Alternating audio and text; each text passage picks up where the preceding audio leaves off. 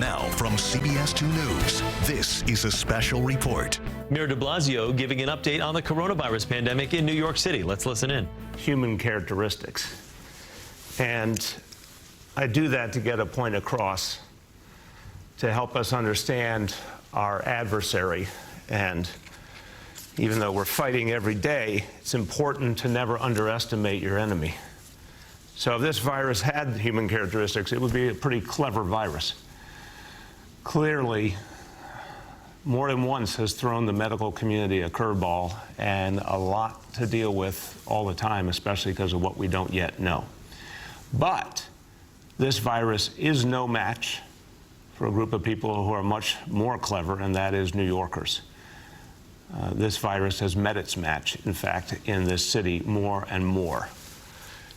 What we've seen from New Yorkers is an extraordinary commitment to a winning strategy of social distancing and shelter in place and face coverings, all the things that are clearly working.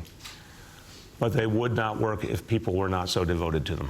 And overwhelmingly, that's what we've seen around this city. It is not easy to do these things. This may be the single hardest place in the United States of America to implement those kind of strategies, for us to live in that way, and yet you have been doing it, all of you, in such an amazing, impressive, extraordinary fashion. Now, I'm going to go over the numbers and take a look at them in the perspective of a whole week. And what we will see is real progress, and what we will see is a winning strategy, and you are winning. But it is so important to never rest on your laurels. When you're winning in anything in life, in sports and anything else, when you start winning, that's not the time to relax. That's not the time to take it easy or take your eye off the ball. When you start winning, it's time to double down and make sure you keep winning. So we're not resting on our laurels here in this city. It's not the way we are anyway. We're always striving to be better and better. And so we're always looking for new tools, new ways of fighting back against this disease. And when we find them, we move really, really quickly. Because again, what's more New York than that? Finding a great idea and acting on it with record speed. That's what we're going to do, and I'm going to talk to you about the new ways we're going to fight back, the fact that we're going to go on the offensive against this disease here in this city. And everyone's going to be a part of it, and it's been working already to have everyone be at the same table, 8.6 million people in common cause, and in this next phase, we're going to take that even farther. So let's start with going over the indicators, and again, it's Fridays. On Fridays now, we're taking a look at a longer time frame. So when we look at the daily number, indicator 1, the daily number of people admitted to hospitals for suspected COVID-19. All right, this is just extraordinary. Look at that progress in such a short period of time. Again, we are probably the place on Earth, or certainly in this country, with the most challenges dealing with this disease. The biggest population packed into the smallest space, big buildings, an international travel hub. As we saw, that's the origins of this disease here in this city. So many things working against us, and you could see early on in this crisis what it meant in terms of the number of people each day going into the hospital. And now look how far we've come. So most days lately we've been under 100 new hospital admissions a day for COVID-19. That's amazing, but we are not out of the woods. And today's indicator, so you see the big picture, but now let's just talk about today's indicator, unfortunately is up. Another day where we see the big picture is unquestionably good, but still day to day we're not where we need to be. We've got more work to do. So unfortunately today's indicator is up from 79 to 102. Still overall much, much lower numbers. Good sign in the bigger scheme of things, not yet what we need to take the next step towards loosening restrictions. So more work to do on that one. Now, number of people in our public hospital ICUs for suspected COVID-19. Again, the glass half full here is the improvement. You can see clearly there. In the last few weeks, we've literally had over 300 fewer people in the ICUs fighting for their lives. That number is really a crucial number because it talks about the most extreme impact this disease is having. The folks in the ICUs are the ones facing the greatest threat. When that number is going down, it really speaks to the heart and soul of this issue, the one we care about, saving lives. That number goes down, that means a lot more lives are being saved, a lot fewer people are in danger. But again, not yet where we need to be now. There's an uptick today by just one. I don't want to make more of that than I should. It went from 567 to 568. So basically a break even, but we need that number to go down, and we need it to go down steadily, and we need to see fewer and fewer people fighting for their lives. So progress overall. Today, we didn't get the progress we wanted. Now, the one that might be sort of the biggest, obviously, the biggest indicator in terms of the number of people it reaches and looking at the whole city, percentage of people testing citywide positive for COVID-19. Now, this is going to be a number that is informed more and more by the fact that testing is coming on more and more each day. So we're going to get a better and better picture the more testing we do. But you can see massive improvement. I mean, look where we were early on in that chart. Look at the stunning percentage of people who are testing positive. Look where we are now. Real progress. Today's number, progress as well, from 16% down to 14%. That's great. More work to do, but that's a really good sign. Okay, so when you put together these indicators and you look at them from the beginning of the crisis, what does it tell us? Well, there's a quote I often refer to from Bob Dylan. You don't need a weatherman to know which way the wind blows. Anybody can look at this chart and say, we're obviously making progress, and that is what we are here to do and something everyone should be proud of. That kind of progress, that intense, speedy process, the progress and the way we got there is something every single person out there should be proud of because you all contributed to it. So the trends are clear. The hard work is paying off. It does not mean we're all the way there, but it means we keep seeing broadly the right direction. Now, as I said, time to go on the offensive. When you're ahead, don't let up. When you're ahead, fight harder. Go on the offensive. So we are now going to take the next big step with this test and trace vision that is going to allow us to squeeze this disease, constrain it further. Remember, the disease flourishes when people who get it are not identified and spread it to other people. But this disease is put in a very bad place if more and more people are identified and isolated properly, their contacts are traced, those people who need isolation or quarantine are reached. The more knowledge, the more reach, the more ability to treat each person appropriately, the better off we are in fighting back this disease. Now, we've the whole way through not had the testing we needed or deserved. And it's still an issue. Every day I am trying to get the federal government to recognize they have to do more on testing. And thank God, one of the things that folks in the Congress, notably Speaker Pelosi, is focused on is making sure that there's a lot more resources for testing, and the federal government will take the lead. It still hasn't taken and needs to take, so we can turn the corner even more. But in the meantime, we're going to use every tool we have here to maximize testing, to maximize tracing, to change the trajectory even further in a favorable direction. And we put together a great team to do it. And this effort will be housed and will be led by the organization that's been throughout this fight nothing less than heroic, and that is our health and hospitals, the folks who have led the way in our public hospitals and clinics, the folks who have been at the front line fighting this enemy in a way that literally came to the attention of the whole country, of the whole world. I'll use the obvious example of Elmhurst Hospital. When I say Elmhurst Hospital, you're going to conjure up, I think, a vision of an extraordinary onslaught that that hospital took from this disease, but you should also conjure up the vision of heroes, people who fought back, people who had the wherewithal to hold the line. And our hospitals across the board, all 56 of them in the city, but particular respect for the 11 public hospitals and all the clinics, they held, no matter what was thrown at them, they held in this fight. And I have gained even more respect for the people in health and hospitals for the heroic role they have played. So, considering that in this fight, New York City was the epicenter in this whole nation, And in places like Elmhurst Hospital, we're the epicenter within the epicenter. It is such a statement on the strength and quality of the people at health and hospitals that they bore the brunt of the single biggest attack in the whole country by this disease, and they held and they fought back. They also, and I want to give a lot of credit to the folks at health and hospitals, they've been leading the way in so many other ways. They had to put together a huge new staffing plan, finding doctors, nurses, clinical staff overnight, literally, to fight back against this disease. They created the community testing program in the clinics, literally in a matter of days. Everything at health and hospitals has been based on speed and intensity and precision, and they've done an amazing job. So that is why it makes sense as we build this next effort to use that great leadership and that great organizational capacity of a huge, huge organization would reach into every part of the city and have them lead the way on our new tool that we're bringing to bear in this fight.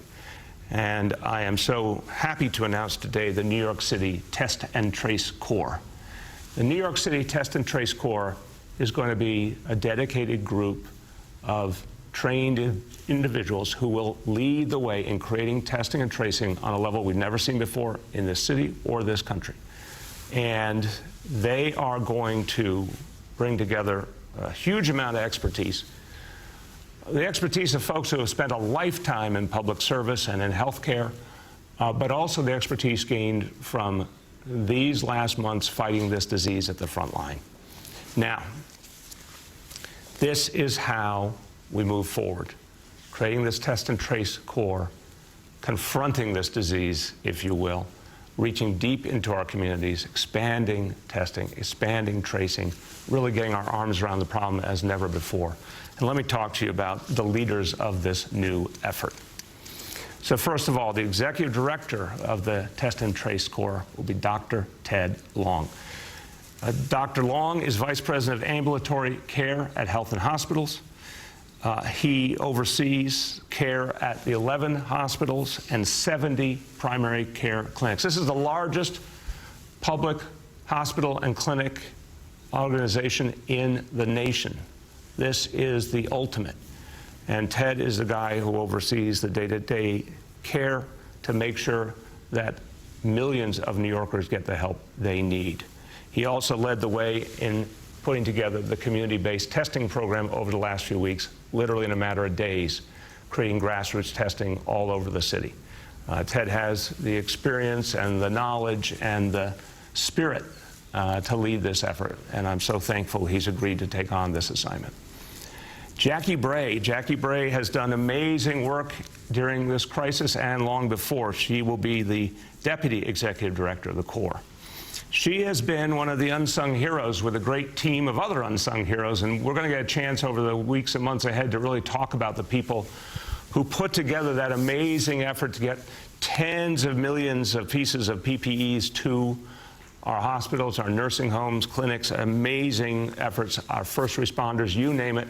Jackie was one of the ultimate leaders of that amazing effort that found PPEs all over the world, worked to get the federal government to get us more, worked to create more here in this city. She's done extraordinary work during this crisis, and she has a special understanding of the challenges that vulnerable New Yorkers face from her previous work in city government, most recently as director of the mayor's office to protect tenants. So she'll bring that sensibility to this work as well. The chief medical officer will be Dr. Andrew Wallach. More than 2 decades, Dr. Wallach has served at Bellevue, and he knows our public health system in and out, and he understands the lives of New Yorkers and how to make sure they get what they need and how to create in real-world circumstances. Bellevue is synonymous and revered all over the country, synonymous with practical frontline medicine, folks who deal with any challenge and somehow find a way. I first got to see that so vividly during the Ebola crisis. And I got to tell you, then and now during the coronavirus crisis, folks at Bellevue are just tough as nails, and they do not bend and they do not break. So this is something that Dr. Wallach has been a leader of and a part of this experience. And he will bring that attitude, that spirit to this work, oversees a staff of over 1,000 as the physician in charge of ambulatory care at Bellevue. So again, someone used to working on a very big scale, and he'll help to create this extraordinary test and trace effort. Someone you've heard of before, if you've been watching these press conferences, Dr. Jay Varma, my senior advisor for public health. Jay brings a wealth of experience literally from all over the world. When you're talking to Jay and you ask him about certain realities we're facing in this disease, he'll tell you instantly about different ways he's understood this disease and other infectious diseases, and he'll reference the places he's been, including Hubei province in China, which is where this disease got its start. He's worked all over the world to understand how to fight back infectious diseases, and he's renowned for his work nationally and internationally, but he also has a tremendous sense of New York City, having served for 7 years in the last administration as Deputy Commissioner for Disease Control, so someone who brings so much to the table. And then Dr. Dimitri Daskalakis, you've all seen and heard his good work during this crisis. He'll be advising this effort through his current role, of course, as Department of Health Deputy Commissioner for Disease Control. He, before fighting the coronavirus, did extraordinary work in terms of reconceptualizing and helping to lead the fight against HIV and AIDS here in New York City. And he has been helping to lead the fight against the coronavirus from day one. So someone who brings so much experience, but also so much creativity and good new thinking to the process, he'll be a key voice helping us build this unprecedented effort. So we're all trying to do something that's never been done before, and this is the team of people who knows how to think that way, knows how to build something, knows how to make it real and practical and fast and precise, and something that can reach all across the 5 boroughs of New York City. Okay, now let's talk about the 2 magic words, test and trace, and what this means. What it means is creating more and more testing all the time. Now, we still have one hand tied behind our back because we're not getting the help we need from the federal government, and we're still fighting for all the lab capacity we want, but unquestionably, we're going to be able to expand testing greatly. It means eventually being able to trace more and more. In our perfect world, every person who tests positive, we want to find everyone who is positive and then trace all of their close contacts. And then everyone who needs help, you got to provide the help, and that's what we'll do. So someone who tests positive, can they continue to see this disease through at home? Are they in a place where they can isolate from the other members of their home or not? Do they need to be in a hotel? Do they need something more in the way of support to make sure they don't infect others? When you trace their contacts, the same question. Someone was in close contact with 3 people. You interview those 3 people. Those folks need to be tested. Those folks need to be asked, can they isolate if they test positive? Do they need a hotel room? If they need a hotel room, they're going to need a lot of support, medical support, food, laundry, you name it. This takes a big coordinated team to put all those pieces together. Now, we decided to call this the Test and Trace Core because we wanted to make clear, the word was chosen on purpose, this is a call to arms. This is a call of duty to come forward and put something together on an emergency basis to help people in a crisis. This is not business as usual. So this team has been charged by me by doing things very quickly, very intensely. They're up against a ferocious enemy. They have to be even more intense in the way they fight back. By early June, and this is an example of how fast we're going to move, by early June, we'll have 2,500 public health foot soldiers in this core. So it would take an entity that didn't even exist, and in the course of just weeks, it will be ramped up to 2,500 people to begin. Big number, but a necessary number to be able to build what we need to build. That number will grow thereafter and keep growing as large as we need it to be. Now, the same goes for testing. Today, our maximum daily capacity has hovered around 14,000. We need to go a lot farther. This team has guaranteed me that they will get the number up to a capacity of 20,000 tests per day by May 25th, so basically in the next 2 weeks. And by that point, we'll be using 33 community-based testing sites. Now, that's May 25th, right around the corner. 20,000 tests per day, 33 testing sites. But that's just the beginning. This team is preparing to get us to the level of 50,000 tests per day. And the goal is to have that in place in the next few months. 50,000 per day, 300 plus community sites, and that will be both public health sites and working with private providers as well. When you get to the level of 50,000 tests a day, 100,000 every 2 days, 1 million every 20 days, you can see now we're starting to get into the kind of extraordinary levels we need, and we want to keep building all the time.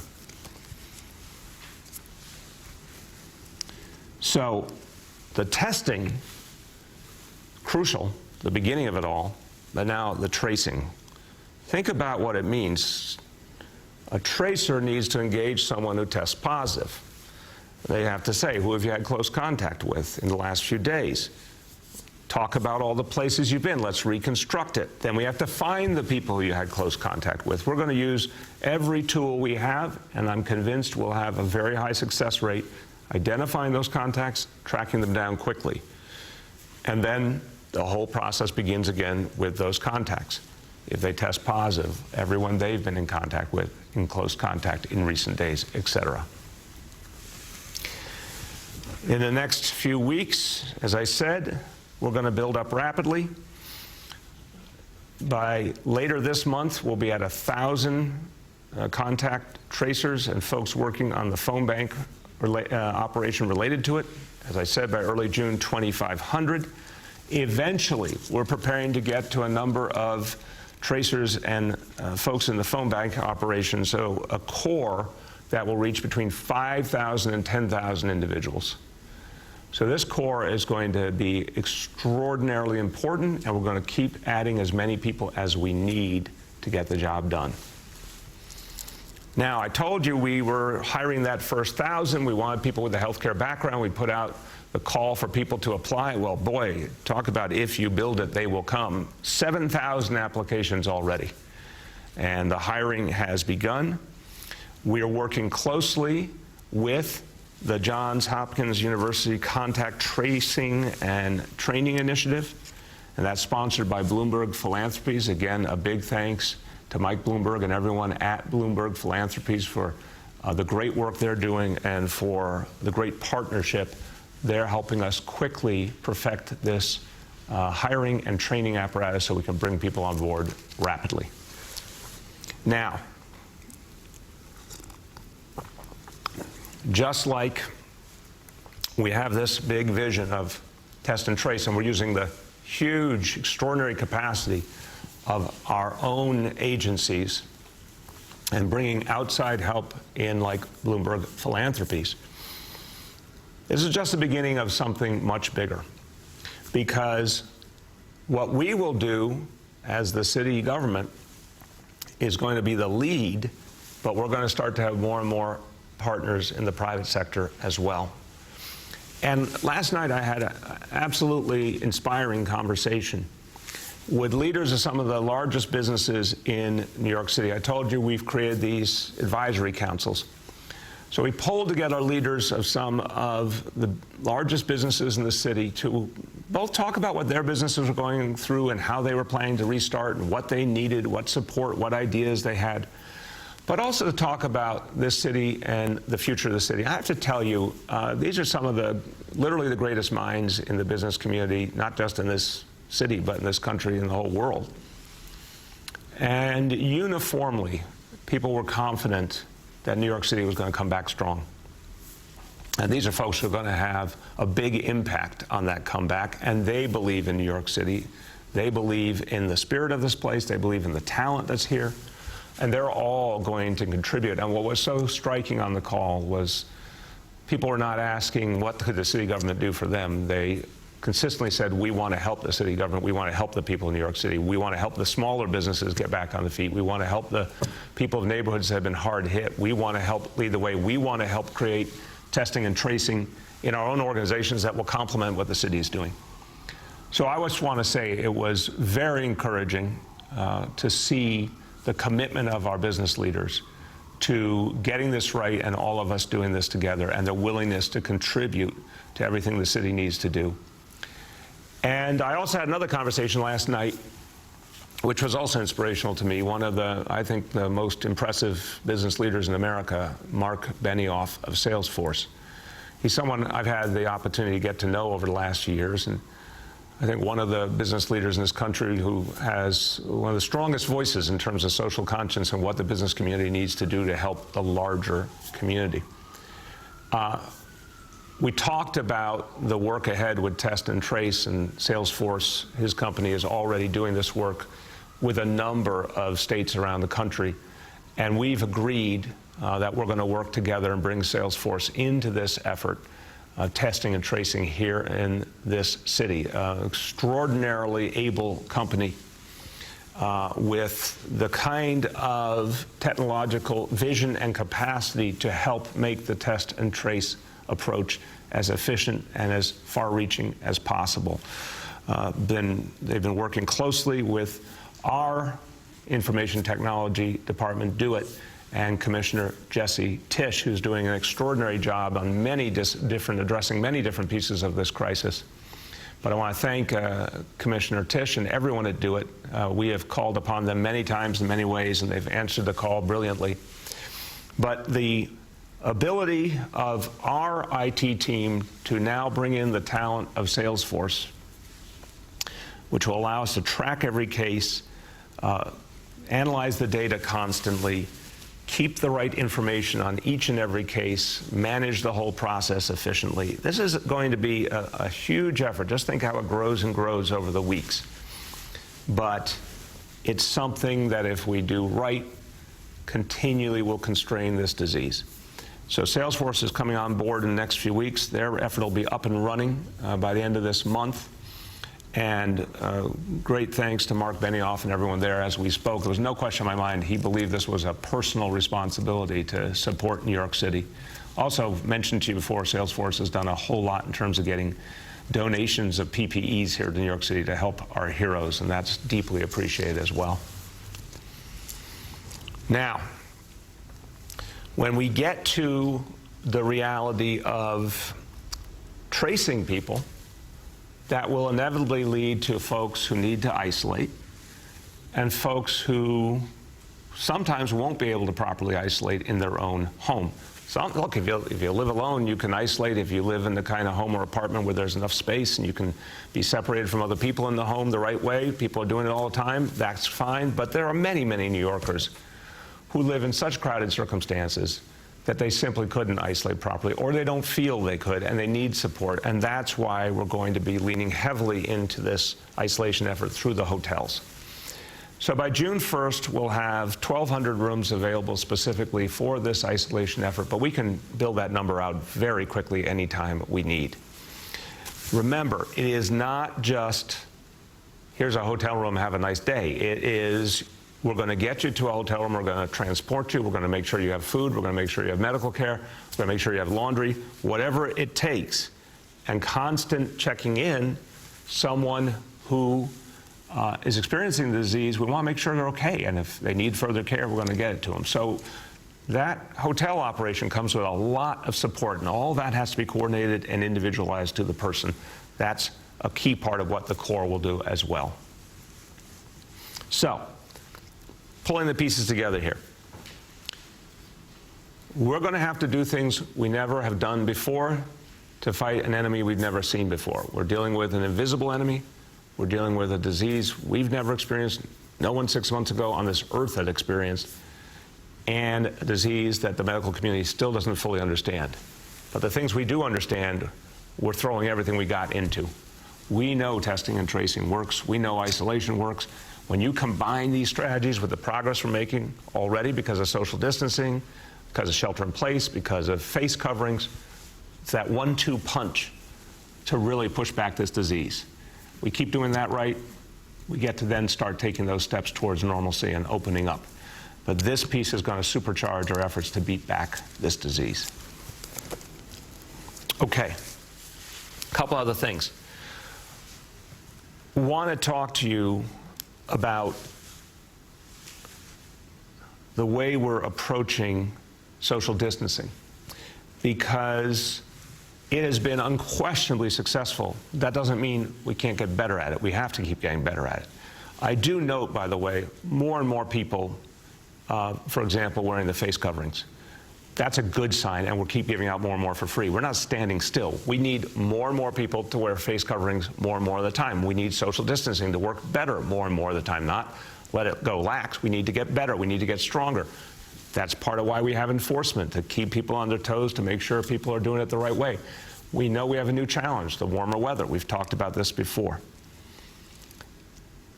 The way to address social distancing is tons of education and, of course, the right kind of enforcement. But we see in some places the enforcement is made harder by the sheer physical circumstances. So we're going to try a new approach. And this is a beginning this weekend. And we're going to try it in a few places where we've had particular problems. It's something we can apply to more and more places if it works. We're going to do a certain amount of experimentation here. Again, we're in the great unknown. We're going to experiment sometimes to try and get it right. And clearly, we've talked about this before, our police officers are being asked to do something they never were originally trained for. We're going to keep improving the training and the protocols because no one's had to do this before on this scale. But we know we had some parks last weekend that were more crowded than they should have been, and we know it wasn't just some stray individuals. It was really the physical reality of the park, so we want to do something different. So, for example, at the Hudson River Park, there are some places, and Hudson River Park was one of the places where we saw too many people, too close together. Hudson River Park, Piers 45, 46, we're going to proactively limit the number of people who can be in any given area right there. We're going to have the NYPD working with other agencies from the very beginning of the day, limiting the number of people who go in, obviously offering people face coverings as well, and keeping an eye to make sure the number of people never reaches too high a point. And when it does, obviously asking people to move out, make more space, make sure there's turnover. We're going to try that approach, see if that gets us closer to where we need to be. Domino Park, Williamsburg, another place where we've had problems. We're going to intensify the enforcement and monitoring there to make sure the numbers are kept smaller as well. This is what we'll do to get started and try this out. We think that limiting access at the beginning makes sense, helps us to stop problems before they begin, helps us to educate people from the beginning. There has to be limited time and turnover. Why? Why are we doing this? Because it saves lives. And that's what we're going to tell people from the beginning. If you're going in for a limited period of time. We're not going to let it get too crowded. If people don't want to wait, if they come and there's a lot of people there and you have to wait, a lot of people are going to move on. If people do want to wait, we're going to make sure they're socially distanced. But we're going to start using this kind of approach in these parks. If it works and we need to use it in other places, we'll do that. But the idea is proactive, early. NYPD and other agencies are there before people show up in numbers. We set the tone from the beginning. We think this is going to help a lot. Now, another really important topic we've talked about the last few days, and this is also about saving lives, fighting back this disease, protecting our essential workers, but also protecting some of the most vulnerable among us, homeless New Yorkers. We've talked about the subway initiative, what we've been doing with the state of New York, the MTA, the last few days, something we've never seen before in the history of the city, the cleaning out of the subways each night, making sure they're safe and clean. So we continue to see unbelievable hard data, hard evidence of the positive impact this is having on our ability to reach homeless folks, get them support, get them services, get them to come into a safe, supportive environment. I told you about the last couple of nights. Last night, 163 homeless individuals accepted help. So again, the 163 out of 269 people were engaged. So now we've had 3 nights in a row where more than 50% of the people engaged accepted help. This is a very, very striking reality. 163 accepted help, 148 went to shelter, 15 went to hospitals. We have never seen anything like this. I have been working on issues of homelessness now for literally 20 years, since I was chairman of the General Welfare Committee in the City Council, going back all the way to 2002. We have never seen results like this in our history, that this many people accepted services and came in a single night, and it's happened 3 nights in a row. This is amazing. This is beyond anyone's expectation. This is good news, and it's pointing us in a really powerful direction. So again, totaling the last 3 nights, 520 homeless New Yorkers have accepted help, have agreed to come in to safe havens and shelters or go to medical facilities. 520 people in 3 days. It's breathtaking. So again, a thanks to everyone involved, a special thanks to Commissioner Steve Banks, everyone at Social Services and Homeless Services, all the amazing outreach workers, all the wonderful nonprofit organizations they work for. They are doing the Lord's work. They're unsung heroes. But these results are literally historic, and I commend you all. Okay, I'm going to say a few words in Spanish. You've been listening to Mayor de Blasio give an update on the coronavirus outbreak in New York City. We're now going to return to regular programming on CBS 2. For extended local coverage, stick with our streaming service, CBSN New York. I'm Chris Raggi. This has been a special report from CBS 2 News. We now return to our regular programming.